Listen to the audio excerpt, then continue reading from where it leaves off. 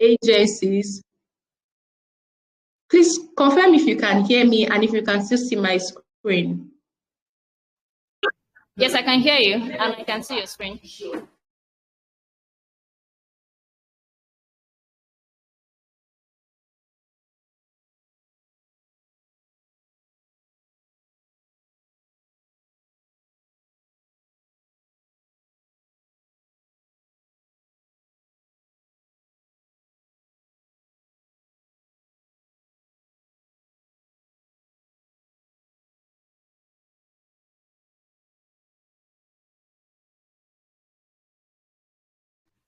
Are you still there? I'm not sure we can hear you anymore.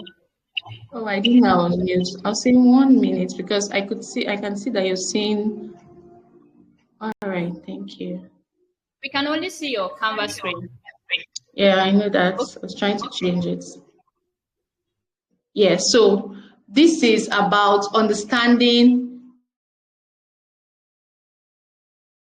social media management. So the next thing is branding, platforms, and target audience. So on this part, we are going to I'm going to talk about, or I am talking about market research, and I'm also talking about creative marketing. So what do I mean by market research? So under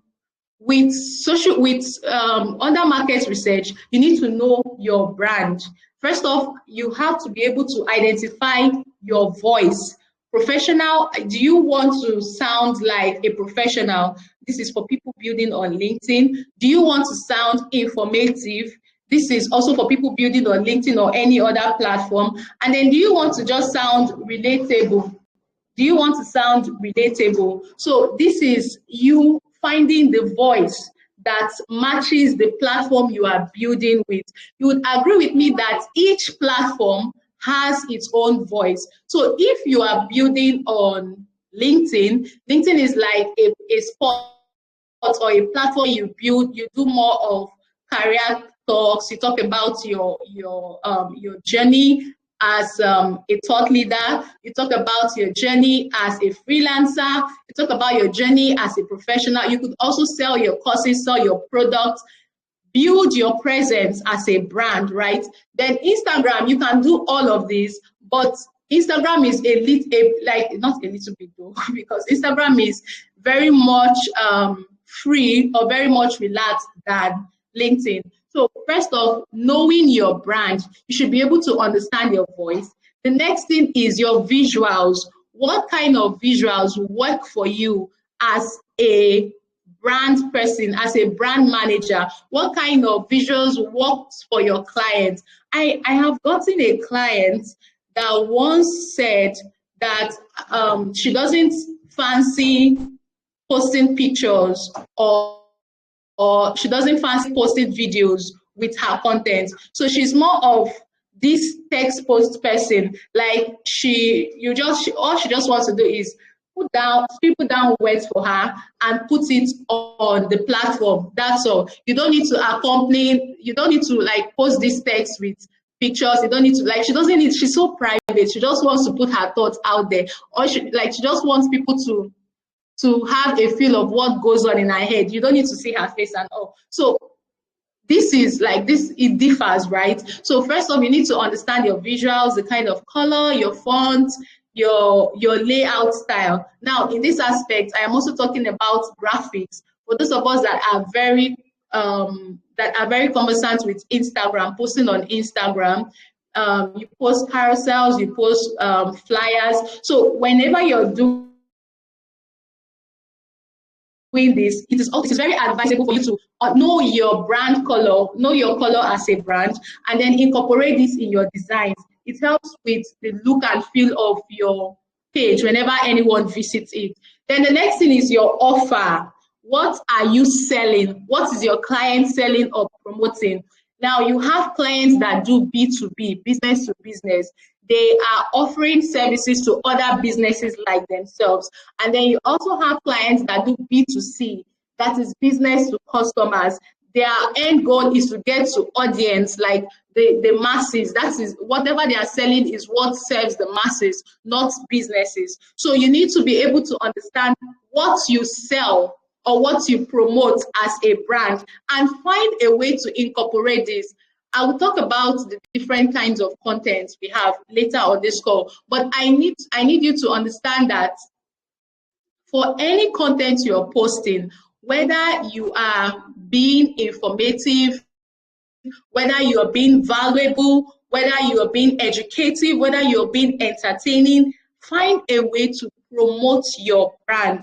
Although people do not like being sold to, but there's a way you put your content, whether it is text posts or videos, there's a way you put it together, and people still feel that relatability. People can still resonate with your content, even though there is a subtle kind of marketing in your content, right? So offer, what are you selling or what are you promoting as a brand? You need to understand that. Then finally, your audience. Who are you talking to? I know that so many brands want visibility. Visibility is so good. Remember at the beginning, I mentioned visibility as a brand, but it is important that whoever you are speaking to is your right audience, because it would help with sales, especially if you are managing a corporate account, not a personal account. You need to ensure that corporate account or the corporate brand is speaking to their audience. If not, there will be low sales. You need to ensure that wherever your content is going to is right to the place where their target audience are, right? So who are you talking to? And then when you've been able to identify who your audience is or are, you should be able to speak to them in a language they understand. I worked with a brand. It is a startup fintech brand, and what they were promoting this app that speaks solely to market sellers, right? So every content I was putting out as the social media manager was in a language that they could relate with. I had to pick up topics. I had to pick up topics that resonate with them. I had to use it in a language, use visuals that resonate with them, so they can be able to engage. If you are talking to CEOs, you have no business talking to them like you're talking to people who are interested in safe fashion, because the times, the language, the topics, the ideas you bring up are completely different, right? So you need to understand who your audience are for your social media management role or campaign to be very successful. Next, we look at, under branding, we also look at your platform selection. Here, you should know that you don't have to be on all platforms. And when I mean you do not have to be on all platforms, I mean being actively creating content on each of these platforms. If you are a one-man person, it would overwhelm you, especially when you're doing that for your personal brand. So you could be an active creator on some platforms, and you could also be a content consumer on others. I give myself as an example. I am an active creator on LinkedIn. I am an average creator on Facebook. I am a passive creator on Instagram. In fact, I think, I don't know, I'm more inclined to LinkedIn than I am to Instagram. I just come to Instagram to listen to news, see what's happening, get gist and all. And then on TikTok, I think I just struggle to post on TikTok. So I am also a consumer, I'm more like a content consumer on on TikTok, right? So what I am trying to say is that you do not have to be active on all platforms. If you can, fine. But I would advise for you to start with 2 platforms. Ensure that you build well on at least 2 platforms, or at most 2 platforms. Maybe LinkedIn and Instagram, maybe Instagram and TikTok, maybe TikTok and LinkedIn. Just find a way to balance it according to the kind of brand you're trying to build, right? So you do not have to be active on all. Then when you're talking about selecting platforms,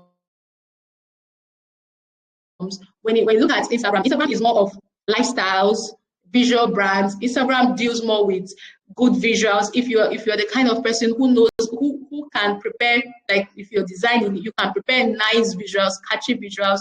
If you can take beautiful pictures, if you can create engaging content, engaging videos, yes, Instagram is beautiful. It works well. This does not mean that it doesn't work in other platforms, but Instagram favors this kind of content, right? Then another is Facebook. Facebook is more of a community platform. Like it's a platform where you can be able to easily build a community that is closer to you. This is why I know most persons complain that they don't like posting on Facebook, because on Facebook you would see your classmates, maybe your old-time classmates, your old-time friends, they are still connected to you. And also it's more like a place where you build community. And we also have people who are selling well. In fact, especially with this Facebook monetization thing, we have people who are who are building a very active and profitable brand on Facebook, right? But it works so well with community. Another is LinkedIn. LinkedIn is for building thought leadership. If you are a career person, if you are somebody who loves the corporate world, who is so inclined with corporate stuff, LinkedIn is good for you. Then we have TikTok for Gen Zs. I see that I have 18 more minutes. If only you know how many more pages we have. God help me. So if TikTok is more like for Gen Zs, for trend and all, and they'll have X. So like I said again, do not be, it is not a must that you be on every platform. You can be strategic about posting on particular platform that aligns with your brand. Right now, we have moved from branding. I have talked about branding. I've talked about platforms. I've talked about your target audience. Now, the next thing is content strategy. Remember at the beginning, I told you that strategy is like the pillar of your role as a social media manager. Without a good strategy, you cannot be able to excel, right? So you hear strategy a lot. What does it mean to have a good content strategy? What does it even entail? First off, it means having your content, like being able to decipher the kind of content you are posting. Okay, so are you the type that are you more inclined to posting educational content like tips, how to do this, how to sign an international client, how to get more visibility to your post, behind the scenes and all? That's educational content. Are you the type who is more of a promotional person? You promote your products, you promote your services often, right? And remember, I said that in as much as you want to promote your product, you need to be able to blend it well in such a way that people do not feel that you are just all about selling your product. It is good, but there's a way you blend it with your brand storytelling, and then people find it relatable. People are moved or spurred to buy from you, to hear from you. And another thing is the authority you have built as a brand. When they see you as an authority in your field, when they have worked with you or they have encountered you and they see your content, they know that you have built this level of authority to this point. They can easily buy from you, right? So before you start being directly salesy, ensure that you have done your homework very well. So we have the promotional kind of content. We have the inspirational kind of content.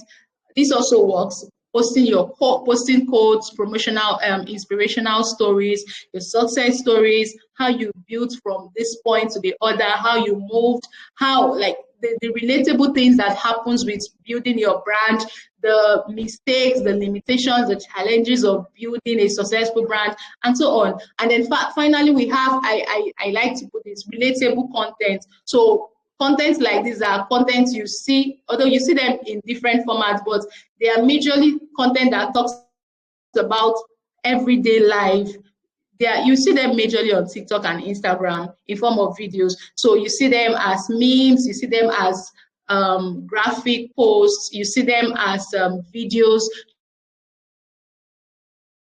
short skits and all. So these are the kind of contents we have. So you as a social media manager or you as a content creator, it is left for you to be able to blend all of these together. So you are not just someone that is so focused on posting educational content. You should be able to, I think I forgot one, social proof, which is your testimonials. If you are selling, if you're somebody promoting your business or your services, you should also find a way to show us what it feels like when we patronize you, your testimonials, UGC, user-generated content from people who have used your product, who have tested your services, right? So these are the kind of content strategies or content categories that we have. Then we also have there's this thing called the 80-20 rule. The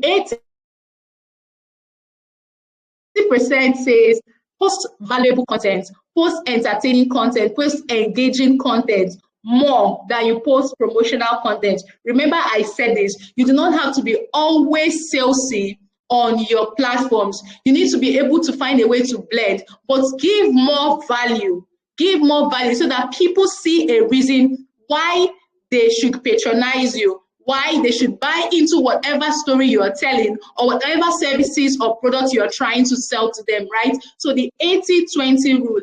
Another thing is, I'm going to rush this because my time is fast spent. Creating monthly content plan. Here, I want to give you a quick breakdown of how I create my content as a social media manager, whether for my clients or for my personal brand. Every week, okay, let's say in a month, I have like a topic I know I want to speak on. We can call it a theme that I know I want to emphasize on. So maybe this month I could say I want to talk about remote jobs. Next month I would say I want to talk about visibility. The other month I could say I want to talk about my growth as a brand, right? So I have theme for each month. Now I break down this theme into different aspects for each week. So if I am talking about international, I want to talk about remote jobs, for instance. So what does it entail to have a remote job? Remember, remote job, if you're looking at talking about remote jobs, you look at the aspect of how do people land remote job? How can you position your brand to land remote jobs? You look at the aspect of how can you maintain the job when you find it? How are you able to showcase your skills? How do you ensure that you manage it when it comes? Your discipline, your excellence, you make sure you deliver and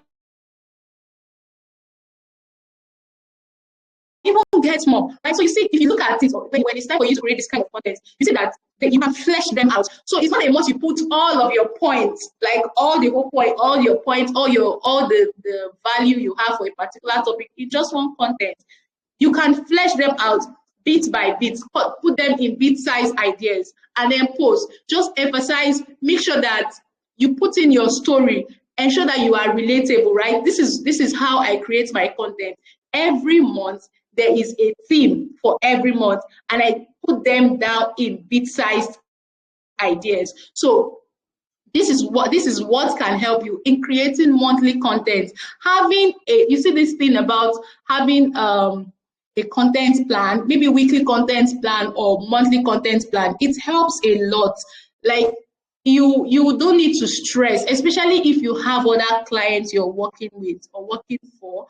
You can easily, you already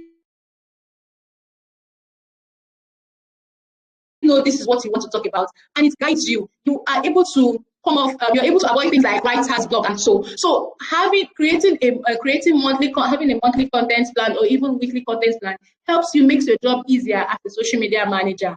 Now we go to content creation. We look at the aspect of visual. We look at the aspect of visual content creation. My apologies. Okay, yeah, this is it. So we look at the aspect of visual content creation using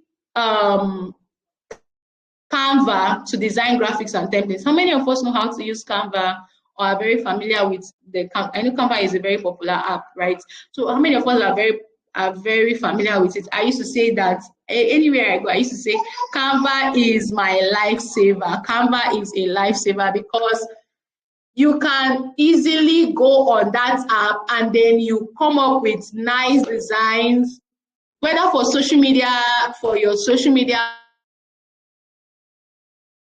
posts, for your presentations, for your clients. You can easily do all of these things with Canva, right? So visual creation, using Canva to design your graphics and your templates. Another thing is using brand kits, your colors, your logos, your font. This is where you are. This is the, we look at this aspect when you are dealing with a corporate brand. And then always keeping your visuals simple and creative. On LinkedIn, we already know that LinkedIn is, you see more of images, right? So even though you are using your personal image on LinkedIn, ensure that your image matches what you are talking about. It matches your content, it matches your brand or what you are trying to project as a person, right? So that's visual creation. Then the next part is writing captions. There's no time, but I would have loved to show you a sample on my LinkedIn page, what it means to write your Hi, Chidera, can you hear me? Yes, I can. Okay, I wanted to say that you can take enough time. I sent a message on LinkedIn if you can check your DM. I'm not looking at my phone right now. All right, All right. just take as much time as you need. Thank So you you so don't have to much. like I compress don't it. have to rush. Yeah, thank Okay. you. Okay, so thank you so much. Writing captions. I was talking about writing captions. How you can write a very engaging content. Now, an engaging content looks at these three things or comprises of these three things: your hook, your value, and your call to action. Now, your hook is so important because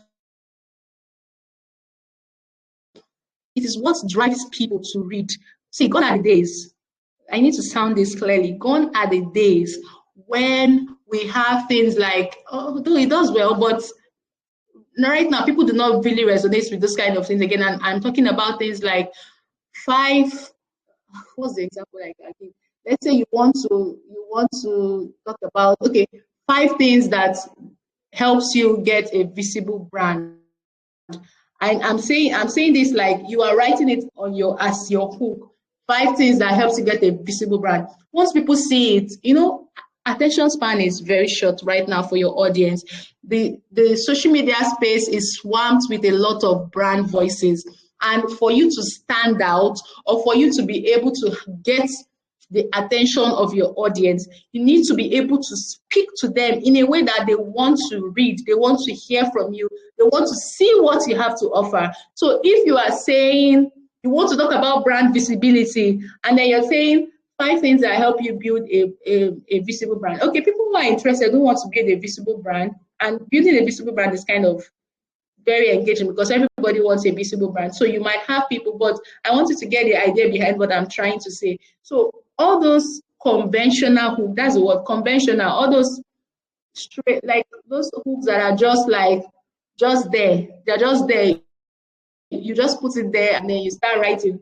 You're not just writing, maybe your body, maybe I'll come, okay, let me just do that. I'll come to body. Let me finish hook. So when you put out those kind of things, people just like the signal you are sending to your audience is the fact that they are in for a very a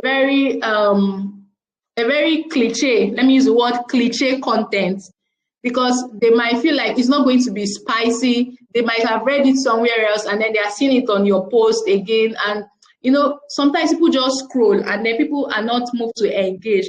Some people that are already your audience, they might just give you a like and then they pass, right? So what am I trying to say here?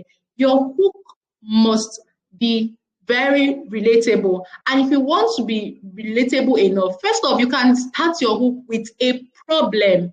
For instance, looking at visibility, imagine I say struggling to maybe I say struggling to grow your page, or struggling to go, if on LinkedIn, maybe on LinkedIn or Instagram, I say are you struggling to grow your Instagram page or your LinkedIn page? Try this. And then I start talking. That's one. That's you asking question or projecting a problem in order to be able to talk about your point. Then another part is you coming up with relatable stories. I once posted a content hoping to see eyes or likes on my page, and all I got was crickets. That's a very relatable hook. Everybody knows, everybody has gone through that phase. So they want to read more, they want to hear more, right? So what am I trying to say? Your hook must be catchy enough. That is what brings your audience to your page. And if you are building on Instagram, on LinkedIn, or on Facebook, they have this see more. These platforms I mentioned have this see more feature on their pages, right? So they have the first thing your audience is seeing is your hook, and then they have to click the see more to see the body of your content. So if that hook is not engaging enough, what they just do is scroll. They don't click that see more to see what you have to say, right? So your hook should be very relatable or catchy enough to make sure that your audience are brought into your page. If I need to, okay, let me please, the convener, please remind me by the end of my session to show you what I have done with my LinkedIn page and what I'm talking about, please, because if I do that, it will take a lot of time. So next thing is your body. After your hook, we have your body. Now, what I was trying to explain earlier with body is the fact that you do not have to make your body too long. If you remember, I said having a lot of ideas at the same, you do not need to have a lot of ideas at the same time in one body. You can flesh your ideas into different days. So keeping your body, let there be a flow. So you have your relatable hook, and then your body should now be like a follow-up of your hook. You should maintain that energy you started with, right? I don't know if you get what I mean. If you're starting with a particular energy with your hook, ensure that that energy continues until the very end. That's your audience. The goal is to have your audience hooked on your content from the beginning till the end, because that is the goal. You do not want them to do half reading and pass. Even for people that just came through, you should be able to skim from the beginning till the end. That is the goal, right? And if you have successfully done a great job in ensuring that they click see more to see your body, the body of your content, it means that it must be worth it, so that next time when they see your content, they want to engage again. So your body, the body of your content, I keep saying your body, the body of your content should have the vibe, should match the vibe of your hook, right? And it shouldn't be too long. Just one idea, communicate just one idea. Remember this always. Let it be like when your audience pick up their phone. For people that scroll with your phone, they should be able to screenshot whatever you're talking about, rather. Just they should be able to take a screenshot. They don't need to scroll and have like 2 to 3 pages of what it is you have said in just one content, right? So we have a lot of lazy readers, especially Gen Zs. I'm a Gen Z, right? Gen Zs tend to be very lazy with reading. So most people don't have that time to start reading and reading and reading. Just be fast and be abrupt about whatever it is you're saying. Finally, the CTA, your call to action. At the end, your call to action can come in various ways. It could come as a direct one, like you saying, if you want more, or if you need XXX services, send a DM. If this has happened to you before, drop a comment. If you want to, if this resonates with you, repost. It will come in different ways, right? But CTAs help you build more engagement, and it also prompts your audience to want to take the next step aside just reading your content. And this works a lot when you are selling your products or your services, you need to have like a CTA at the end, so that they're not, you did not just call them, or you did not just get their attention to read their content, your content, right? So that is with your one, that is one story. That is about writing captions or writing the body, your content. Hook, value, CTA, or story, lesson, and your offer. I made a I made a mistake on this. This is a lesson I learned. This is how I solved it. Or this is what, if you are in this situation, this is what you can do to solve it, right? So these are things that help you write a good caption or a good body of content, as the case may be. Then we have content types. We have single image posts, what we see a lot on LinkedIn, we see it on Facebook also, and then to an extent we see on Instagram, but majorly on LinkedIn. We have the carousels posts. We see that on both LinkedIn and on Instagram, because they're the apps that have the feature for it. Then we have the reels or short videos. We see that across all platforms, but it does well with Instagram and TikTok, Instagram, TikTok, and Facebook. Then finally, we have stories. Now, these stories can come in various ways. You could tell your story as a normal text. You could tell your story in form of graphics, carousels, and all. This is for everyday engagement.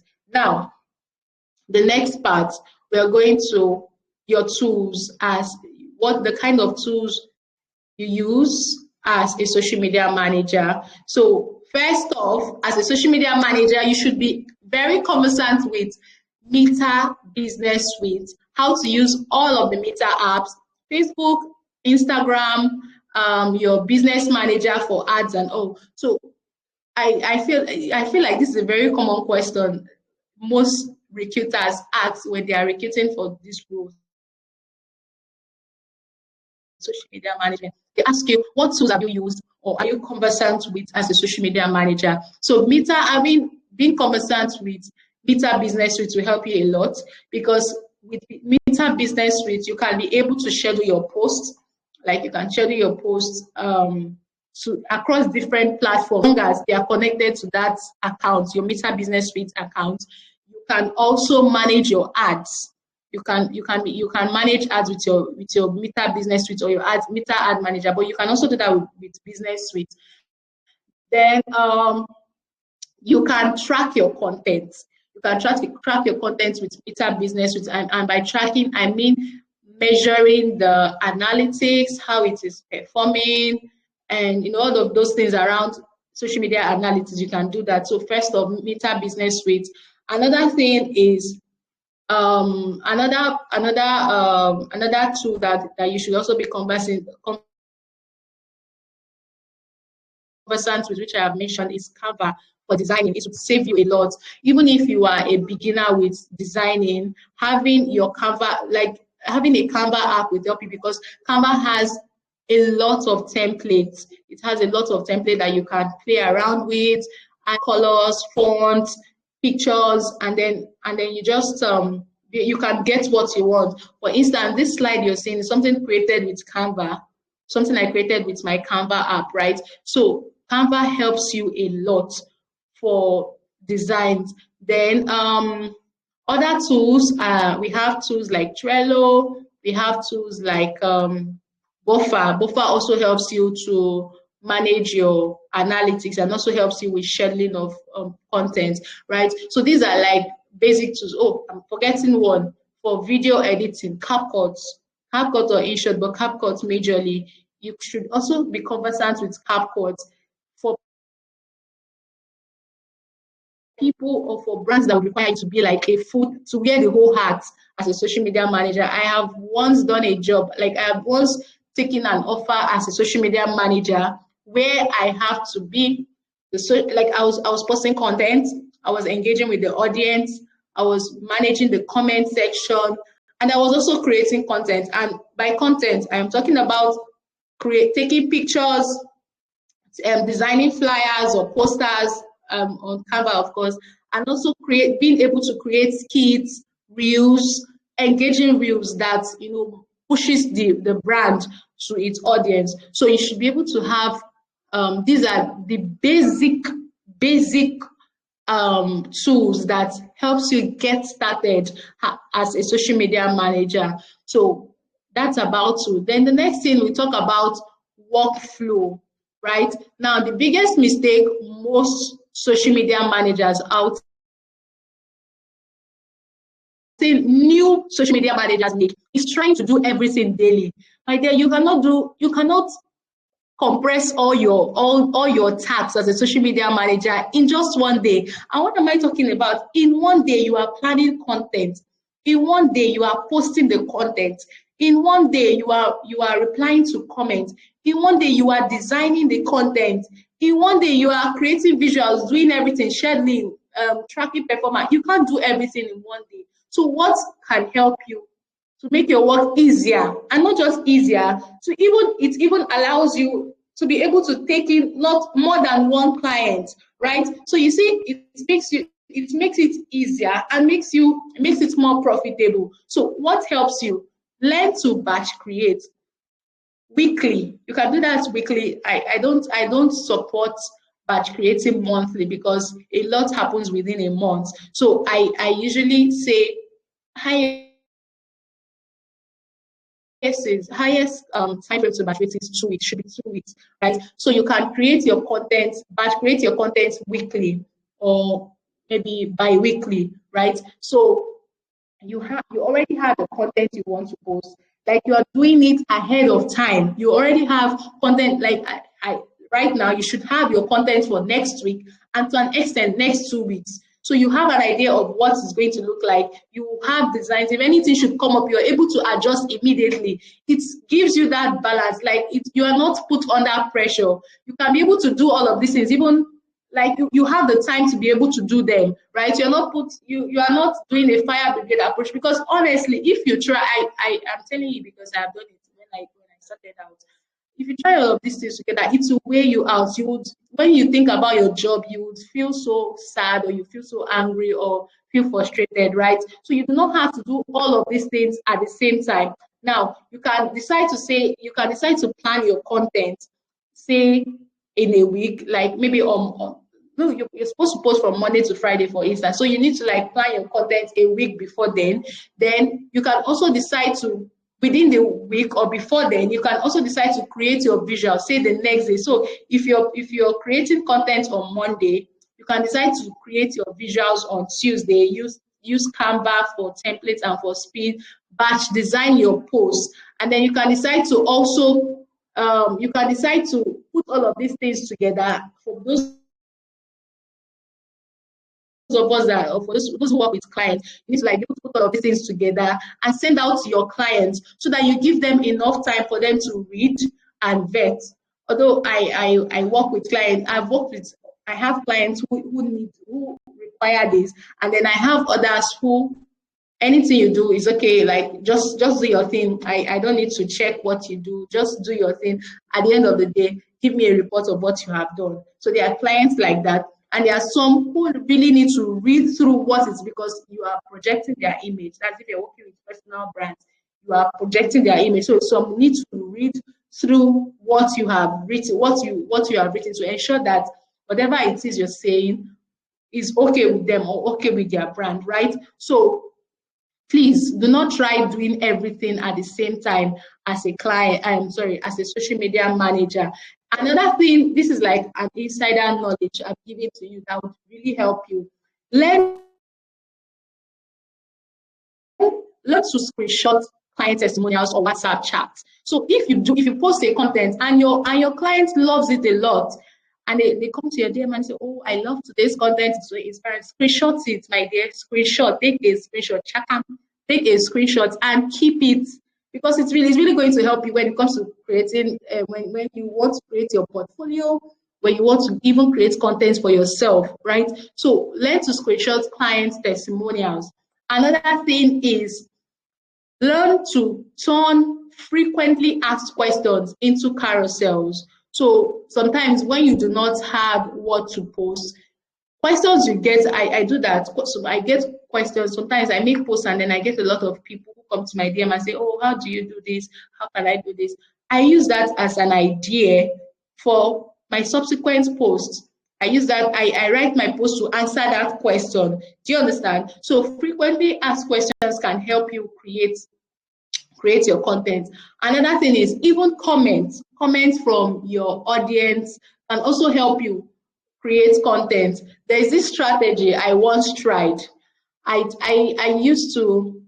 engage with particular people within my niche, and then anytime I drop a comment on their page, I take a screenshot of that comment and then I save it.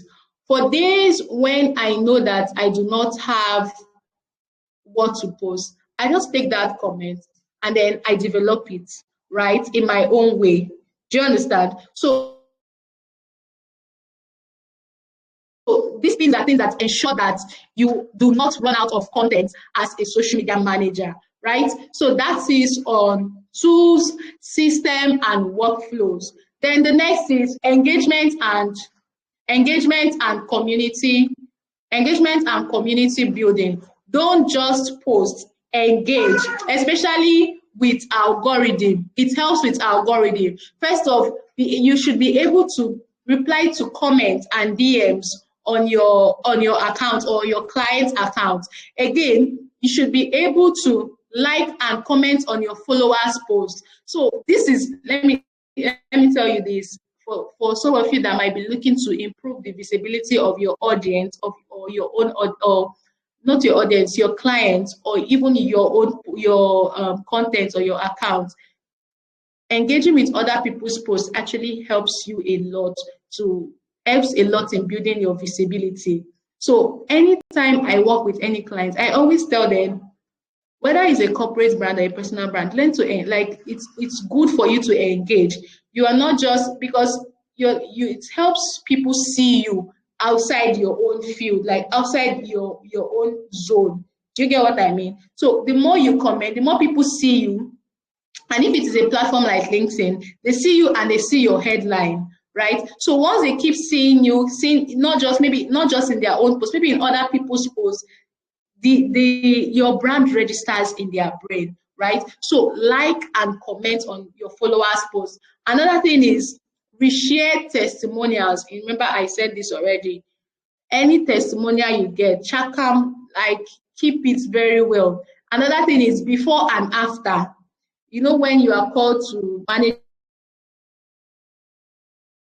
a social media page and maybe they have 100 followers, that day you are starting with 100 followers, take a screenshot of what the page looks like before you started. And then, when you continue, once you have a boost, maybe from 100 to 150, take a screenshot. Once you have another boost, take a screenshot. If it is page revamp, this is how this page looks like before you started. Take a screenshot of what it looks like.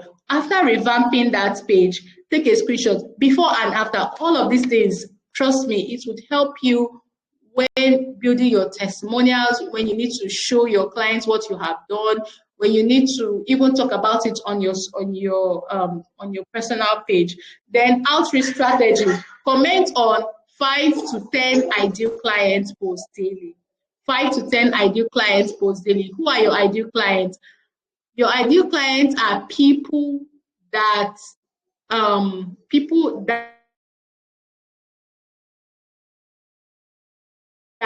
like people that your message speaks to. Let me use the word, people that your message speaks to. So as a brand manager or as a brand, you should have people that are like they're your target audience, right? So learn to comment. If you have people like that make posts, if they are the type that are very active on the social media stage, learn to comment on their posts, because it also builds your visibility.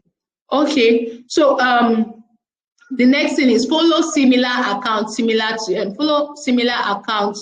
your niche. It also helps you build community of people around you, for partnerships, for collaboration. You get to see what other people do aside what you have done. Then that's that. Then we go to analytics and growth. Don't worry, I'm almost rounding off, and I know you might have questions for me. So we go to analytics and growth. What do you track as a social media manager?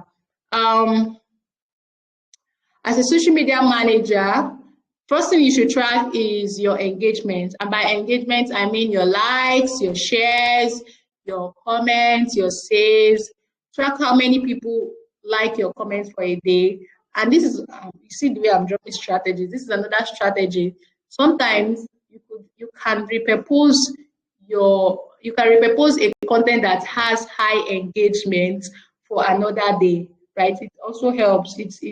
It helps you when you do not have content to post. You can repurpose it, put in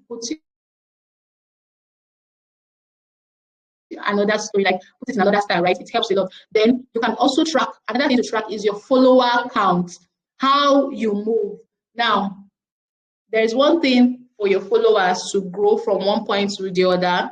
And then there is another thing for you to have followers that are really your target audience. Okay, what do I mean?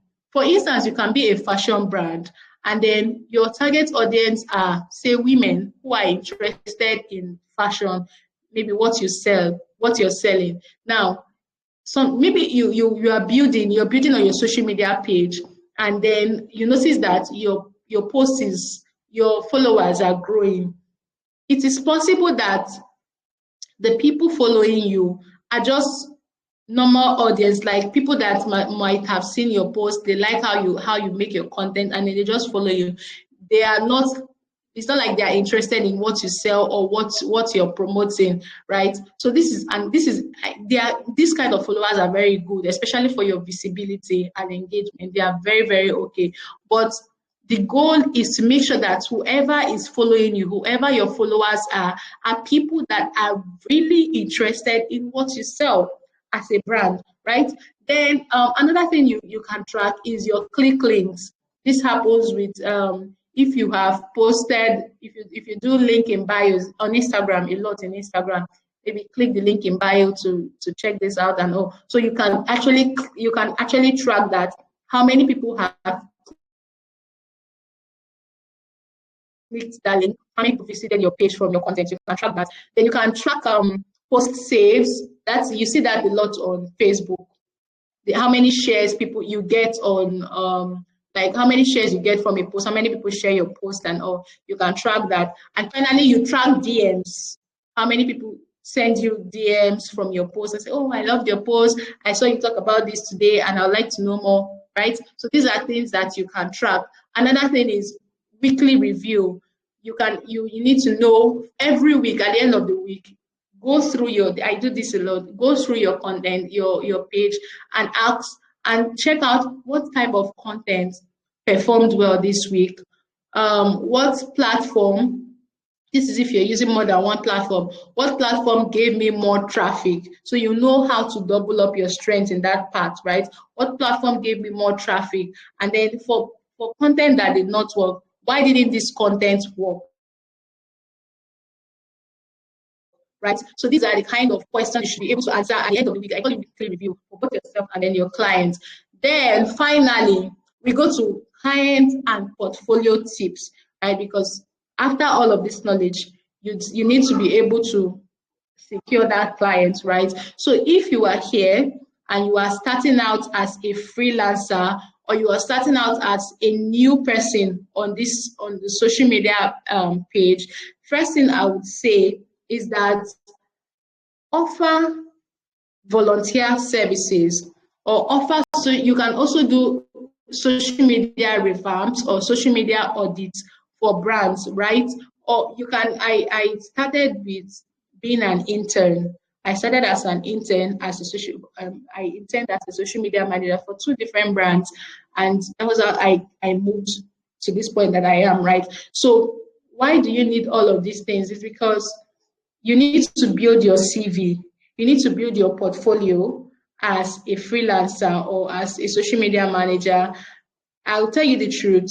We see that a lot on LinkedIn. You hear people say, "Oh, don't hire people based on their experience and all." But to be honest, every employer wants. I hope. Okay, I'm going to end in 5 minutes or so. So every employer wants to hire somebody that has experience. They want to hire somebody that they have confidence that he or she will do the job. They might train you on the job. They might offer tips that would help you grow, improve your experience or your knowledge. But it's easier if you already have a knowledge of whatever it is you're coming in to work on. So you can be able to, it's easier for you to grow from that point and then you continue, right? So always, like if you're starting out, find a means to build your experience. You can actually, it's not bad if you start as a volunteer or an intern and then you move to entry level roles, take entry level roles. Also use your personal page as your case study also. So if you, those days when I share my portfolio to clients or employers, you would always see, I'll always show how I also built my page, how I built my LinkedIn page and my Facebook page. So you can use your personal page as case study for your portfolios. Then I would also say that start with one platform. Don't try to be on all platforms at the same time, right? The fact that this person is doing well on LinkedIn and you feel your business will not thrive on LinkedIn does not mean you have to be on LinkedIn. You can, yes, you can be on LinkedIn, but doesn't mean you have to be active on LinkedIn. If it is Facebook that works for you, if you feel like your audience are on Facebook, you get more engagement on Facebook, your Facebook audience will resonate more with your content. Start with Facebook. Build your presence on Facebook. If it is Instagram, do same. If it is TikTok, do same. So you do not have to build, you get exhausted. It's so tiring if you are building at the same time on one like at the same time as a beginner on all platforms, please. Then last part is keep your results. I think I've emphasized this enough. Screenshots, analytics, and your testimonials. Ensure that you have them because they are going to help you when it's time to show evidence to new or potential clients. Then what do clients look for? Clients look for consistency. Clients look for visual branding. Clients look for engagement. Clients look for insightful captions, and then finally they look for growth.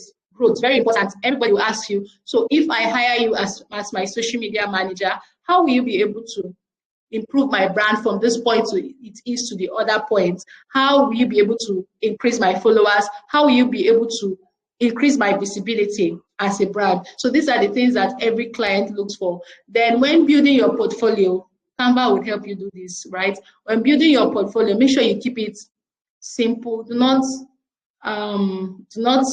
jam pack your portfolio with a lot of text, a lot of pictures. Like just clear, keep it clear, keep it concise, keep it straightforward. Let's just see this point and this point, right?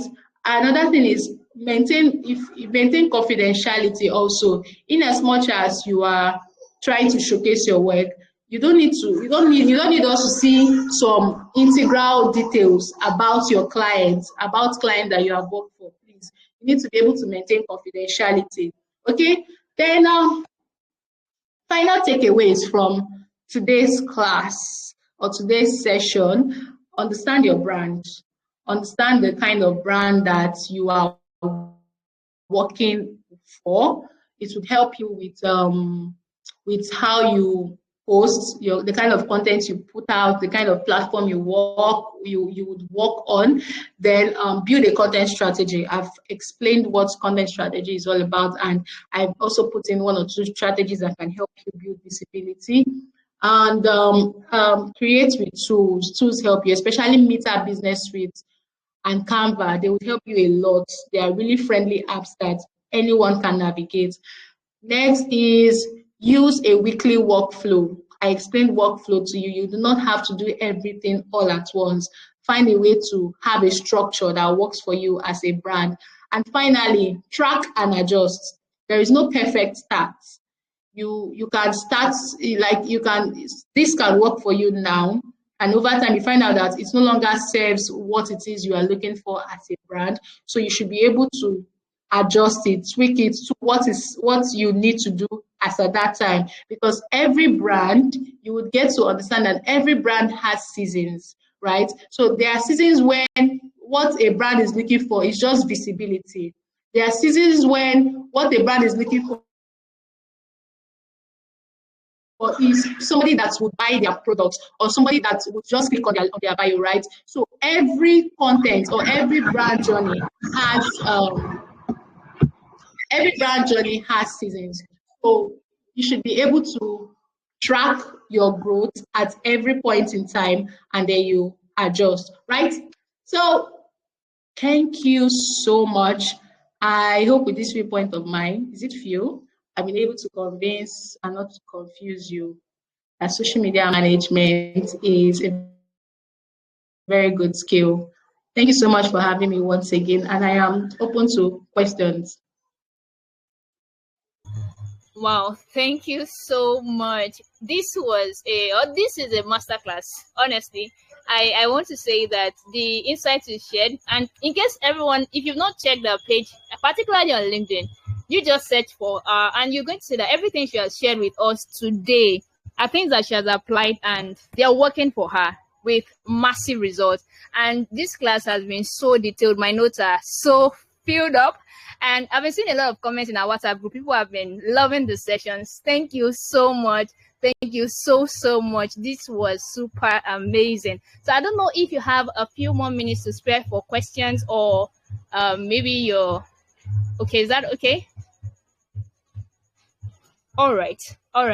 So I don't know if you have questions. So this is like a golden opportunity to have this session with her, and I want us to take advantage of it. So if you have questions, I'd like us to drop them in the chat now. I can read them out or she can read from her end.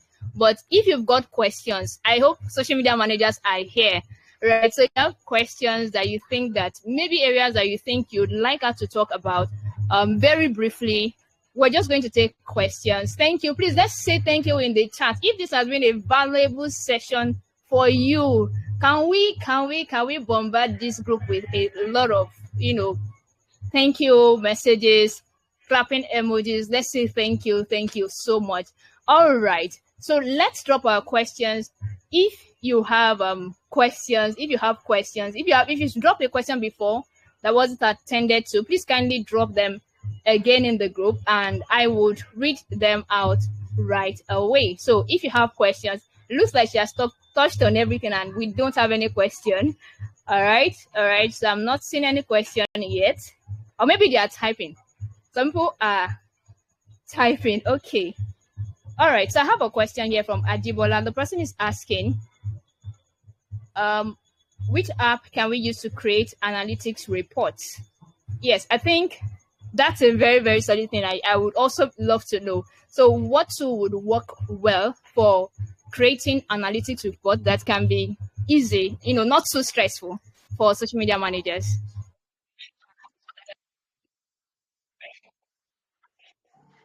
Okay, so one thing you need to know is that each platform already provides you that analytics you have, in as much as I mentioned Meta Business Suites for if you are a social media manager for Facebook and Instagram.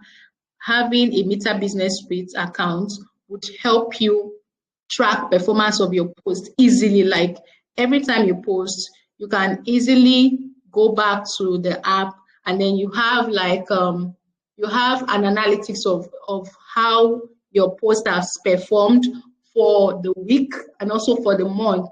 There are apps that do sometimes it depends on how you set it, right? So aside that, each platform has a part where you can actually track your performance. On LinkedIn, for instance, you have a part where you can track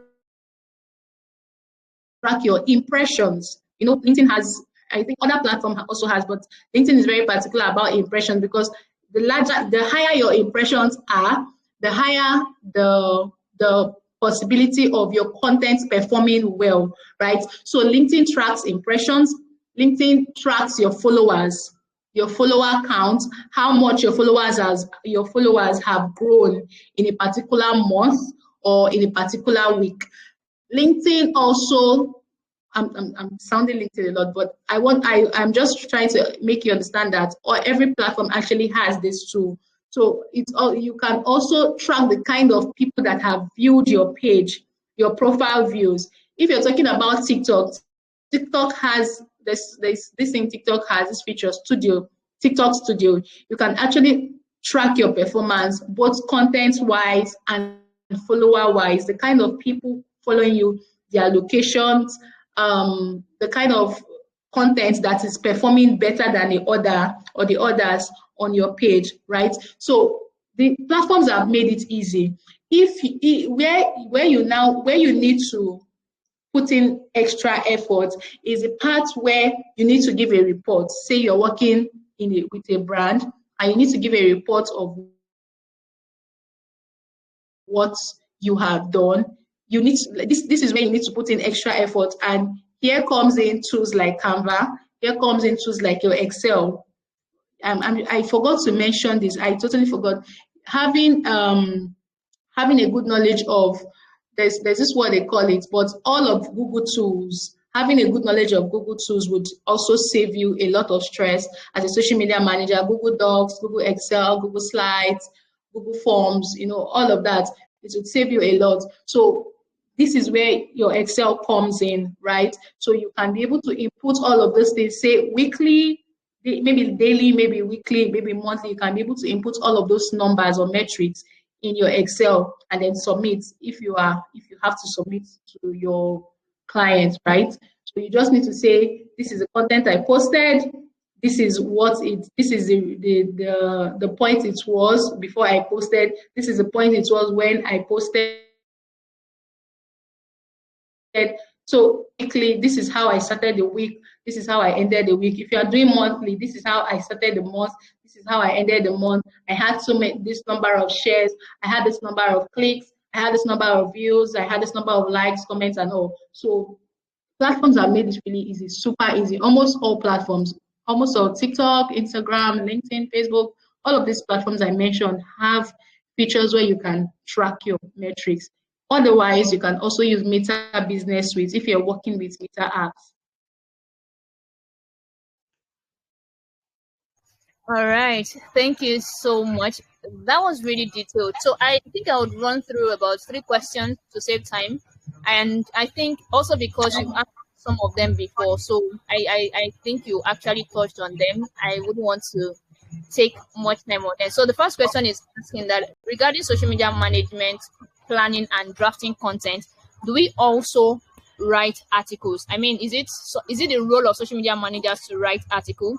Then the second person is asking that in terms of writing a good caption, if you can clarify on how to write a good caption for single posts, short videos, and stories. And another person is asking what courses you can recommend that they can get on social media management. So that's 3 questions, if that's not too much here.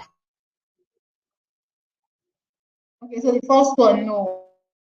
Your role as a social media manager does not include writing articles. Articles are basically for SEO content writers or just content writer, except if you are applying for a role or you are being employed as a content writer and social media manager. That is when writing articles come into the picture. But if you are working as a social media manager, your focus is on social media, not any other, maybe WordPress, writing articles, no, just social media management. Then for the person that asks the question of how you can write a caption for single post, for short video, and then for story, I want to believe that the story you mean is Instagram story. If not, please clarify.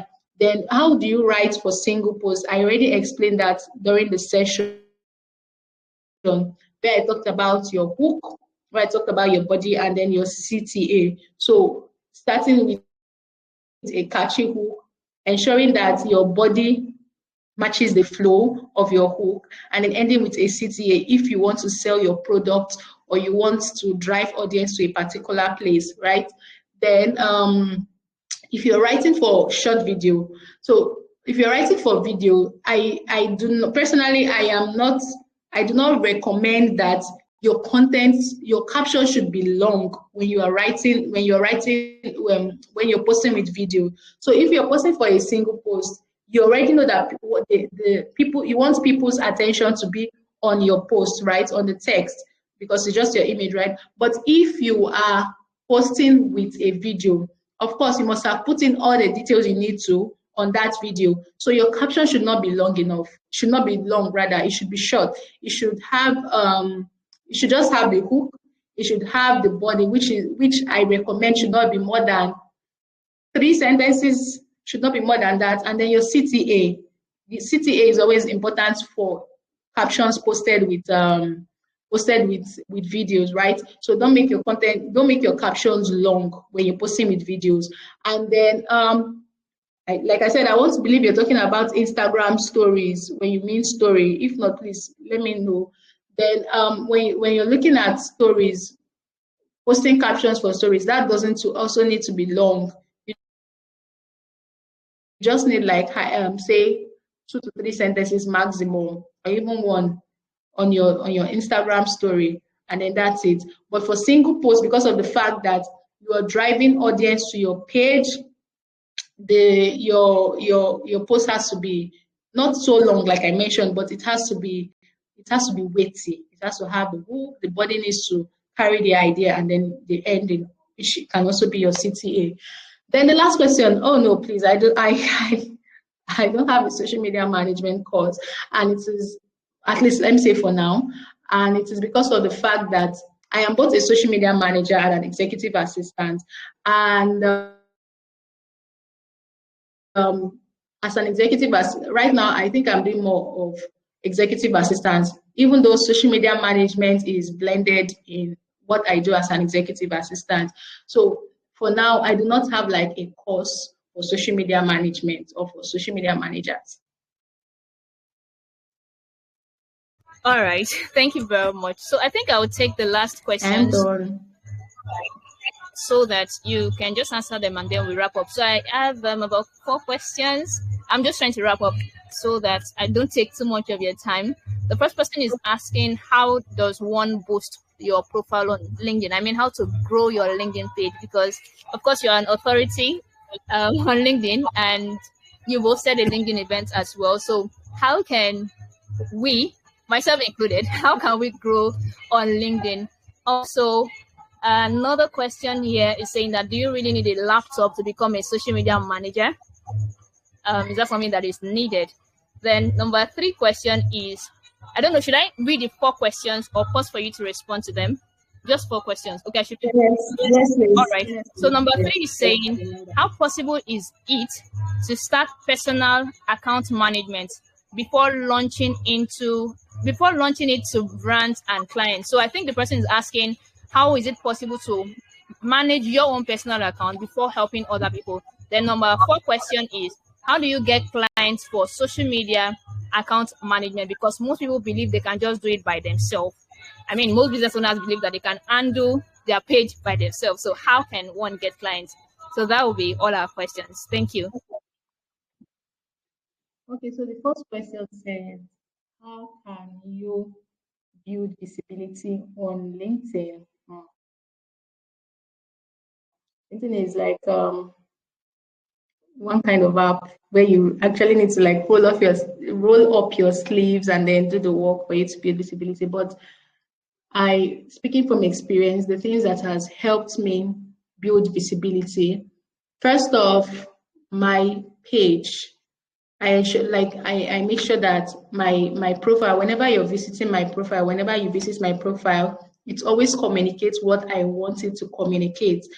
And the way I am, the kind of brand I am building, the kind of person I am, the kind of work I do, you can feel it on my page whenever you visit my profile, right? That's one. Having they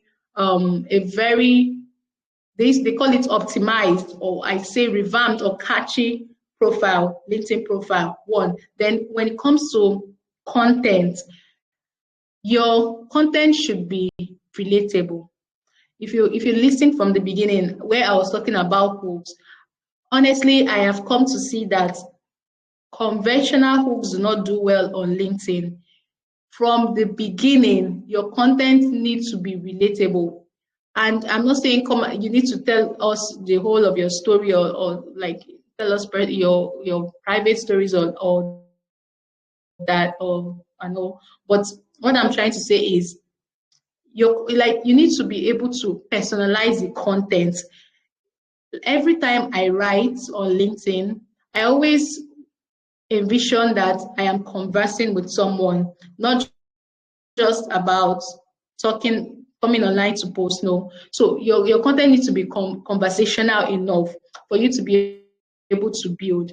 Then consistency. This might sound cliche, but consistency. See, I've been building on LinkedIn for 3 years. I started in 2021 when I graduated from the university.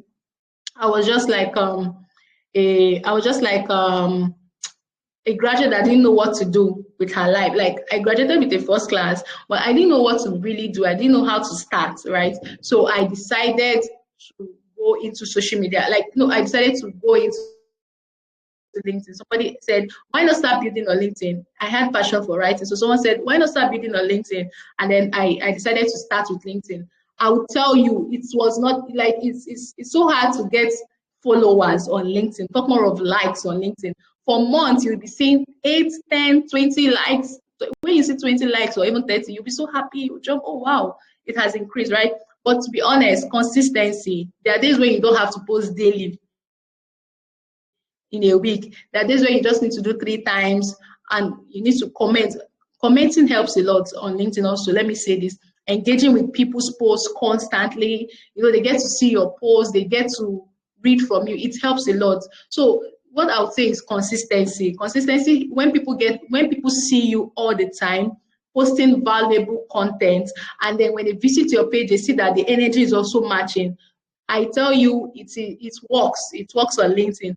Although I will be truthful here, although LinkedIn is known for blowing up stories, like one simple story, they blow it up and make it so big and all. But I do not really recommend that. And why I do not recommend it is that might give you visibility, but when you start having clients, or when people start getting close to you and they see that what you say does not match with what you do, the goal at the end of the day is your money, to get money to the bank. So once they see that, they wouldn't want to work with you. You can be getting the visibility, but it's not showing on your bank account, right? So consistency, make engagement, having a good profile, and relatable content, posting relatable, valuable content will really help you a lot on LinkedIn, right?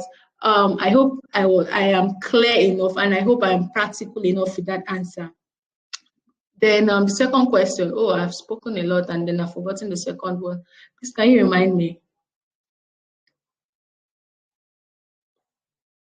Please, can you remind me the second question?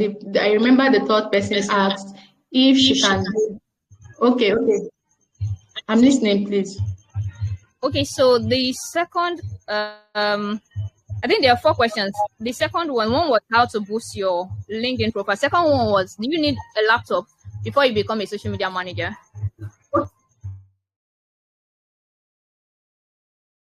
Okay. No, you don't need a laptop. If you cannot afford it, you don't need to start. You can start with your phone.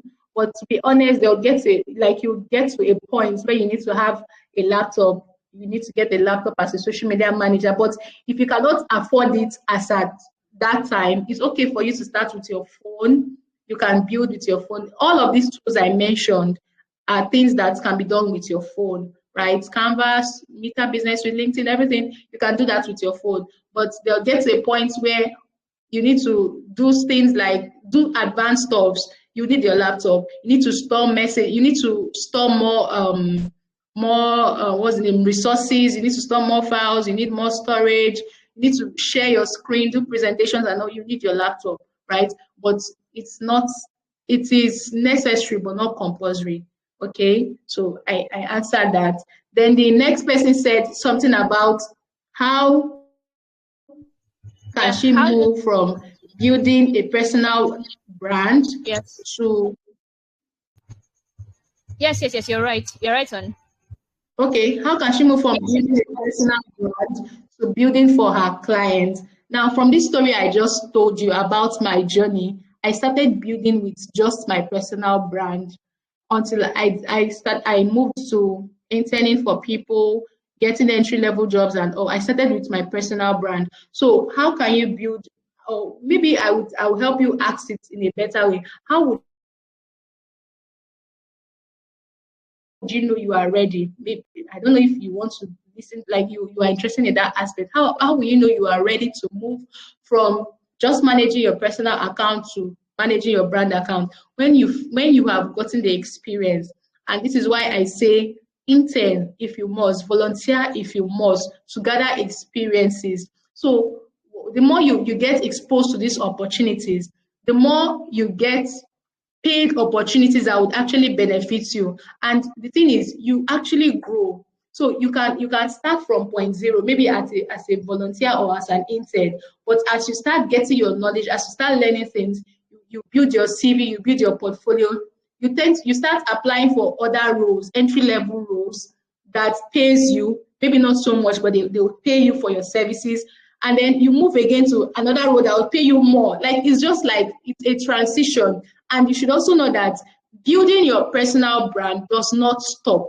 Please, to everybody on this call, doesn't matter what you do as a person, do not stop, except if you just want to be so private with your life. And I don't even, anyways, I respect everyone's decisions, but please, so long as you are very active with building your career as a professional, please do not stop building your personal brand.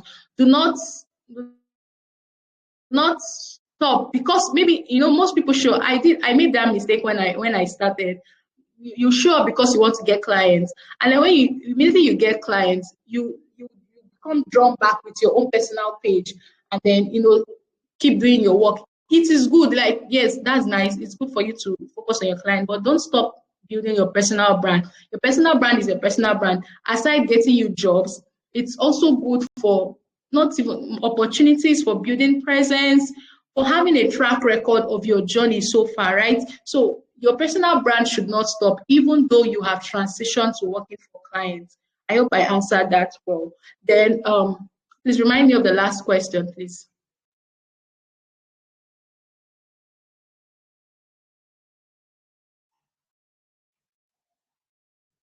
The last question, please.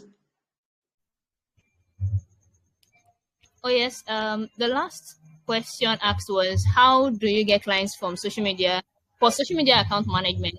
Because most people believe they can do it by themselves. Yes, there are people who really believe that they can do it by themselves. I gave you an example at the beginning of, so I've worked with clients that when you share your when I share my price list, no, I've met them. So when I share my price list with them, the next thing you hear is, why are you charging me this amount when I can easily post myself? So it's not just about posting, right? You would have those people that believe that they can do it themselves, and then you have those people that see the need of having a social media manager. And now it boils down to you as a person to be able to have to be able to target that kind of audience, right? If you are a social media manager and you want to work for clients, not everyone is your client. I think I missed this. I should have sounded the fact that social media managers have niches. So you can be a social media manager who is focused on fashion brands. You can be a social media manager who is focused on fintech brands. You can be a social media manager who is focused on educational brands. So it boils down to you as a person to be able to identify who your target audience is or are, right? So you don't have any business with people who do not see the need of a social media manager, because they will not pay you. They will not pay you for your services, for the services you're rendering. Your target is people who want to hire you, who want to hire a social media manager.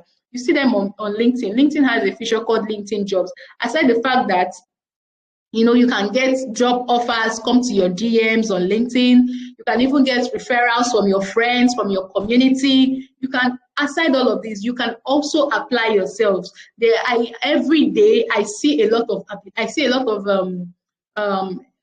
the name, vacancy posts for social media managers. So your target audience should be people that are looking for social media managers, people that see the value of having a social media managers, not people that see it as something they can do themselves. It's fine if you can do it yourself, it's fine. But for you as a person who wants to earn from it, who wants to build a career from it, you have your audience to focus on, right?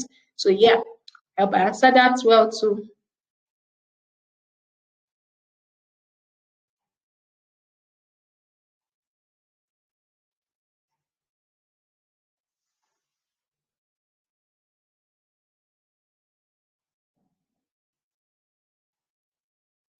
Hi, Esther.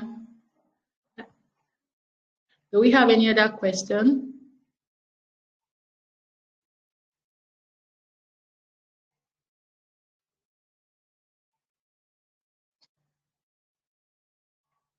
Hi, Esther. Can you hear me?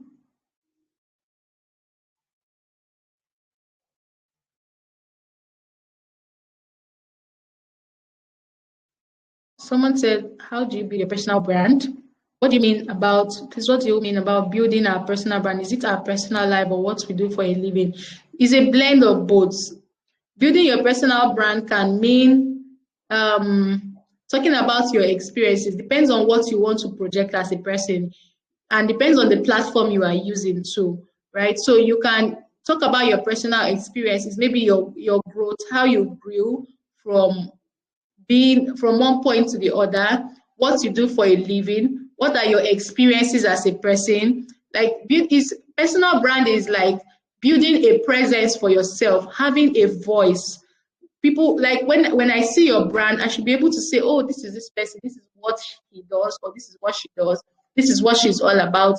This is, I don't need to know your personal stories or maybe your private life, but at least I need to be able to say, this is what your brand represents. This is what you are all about. You're someone who loves attending events. You're someone who is into attending corporate events. You are a social media manager, or you're a virtual assistant, or you're a graphic designer. You design nice graphics. You have worked with this person. You have worked with this person. You get results. This is building your personal brand, right? So it doesn't necessarily mean putting in all of your personal stories or your private experiences on the media.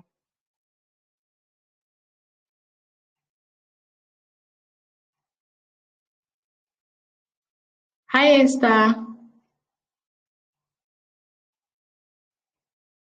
Hi, I'm here. Sorry, I wasn't sure you were done. Okay, thank you so much. I believe that's all the questions that we'll be taking now, so we can let our speaker also take some time to rest.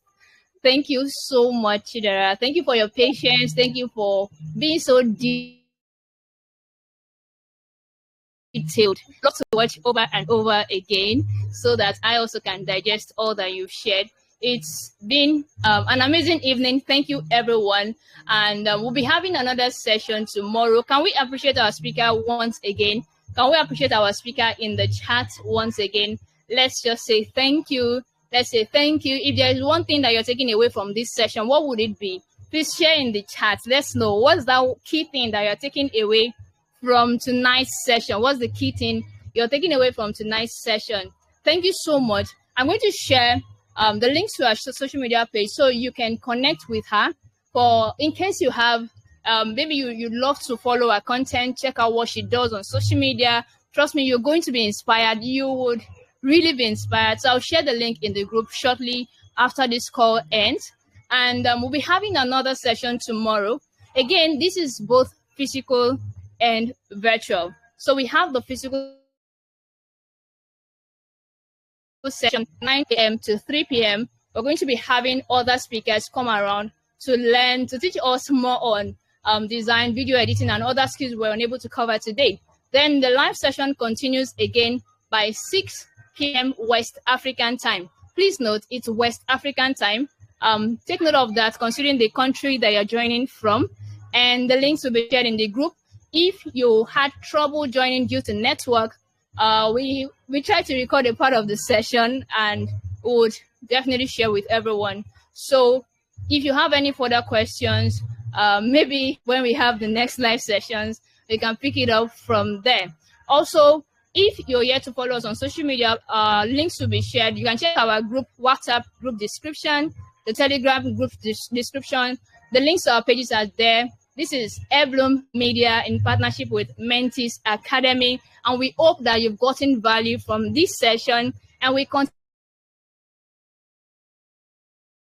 tomorrow. You can make it down physically. Today was awesome. If you can make it down physically, don't miss it for anything. Be here, and we look forward to seeing you tomorrow. Thank you so much, everyone. If you've got questions, please drop in the chat. Let everybody in the WhatsApp group know what you've learned today. Please share feedback in the chat. Let's see if this has been helpful to you. And we're going to see you once again tomorrow. All right. Thank you, everyone. And with that, we've come to the end of the first day of the HerBloom Empowerment Program. Tomorrow is another day, and we'll meet again tomorrow. Till we meet again, my name is Esther Akodu, and bye for now, everyone.